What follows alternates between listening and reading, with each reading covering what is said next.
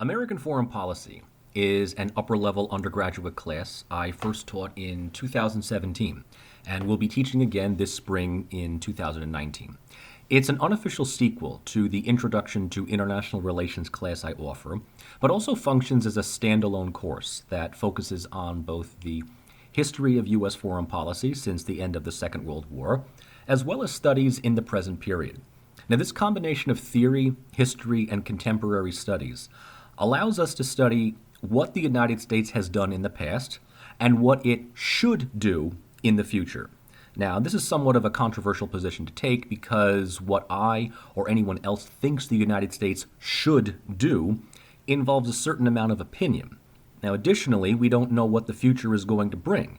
And when we talk about what the United States should do, we're basing our should on the idea of what the United States has done in the past, what errors it has committed, what successes it has accomplished, and also what it is capable of doing.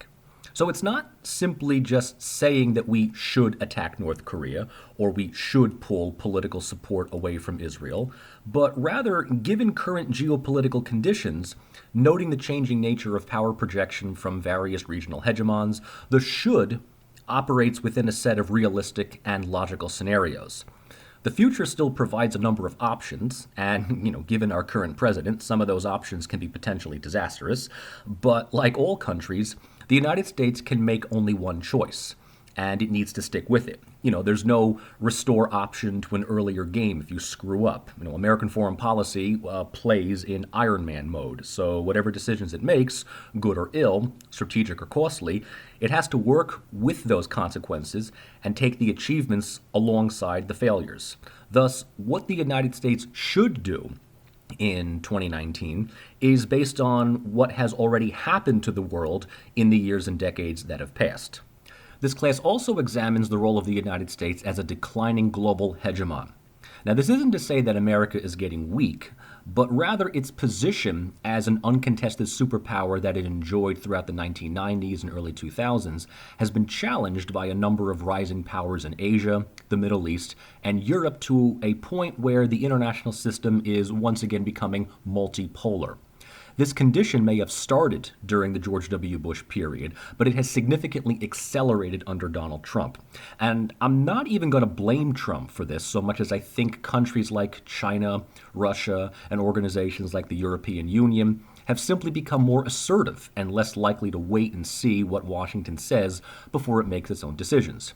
And, to this we can also add Iran, which I will argue is the real rising hegemon in the Middle East, especially in the wake of the American-led war on terror that destabilized Iraq and contributed to the devastation in the Syrian civil war.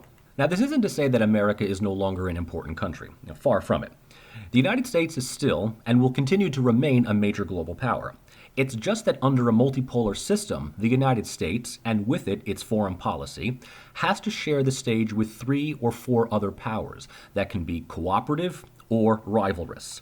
Now, with all that said, this class couples traditional studies of foreign policy with specific and particular elements of American national interest.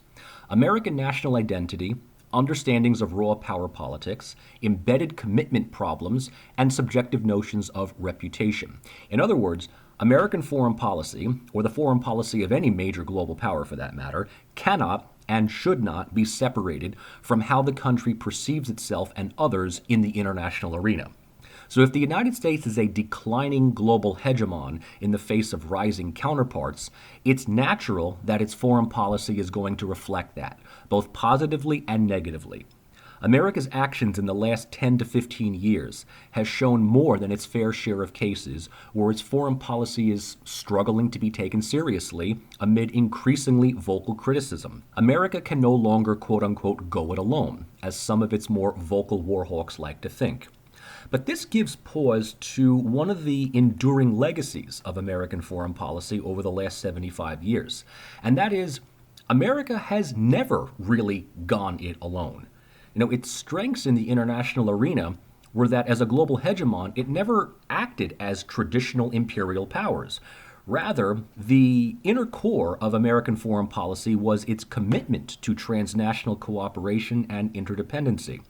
In many ways, the world the United States inherited in 1945 was pre-designed by the British to operate within a system of interconnected economic and ideological dependence. So even if the United States is no longer the uncontested global authority, the system it designed, developed, and expanded from the Bretton Woods Agreement in 1944 to the globalization of market capitalism in the early 1990s will remain.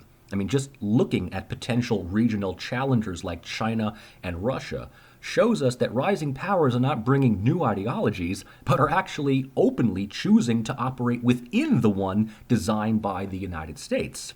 This is the scenario that we begin with in the age of Donald Trump.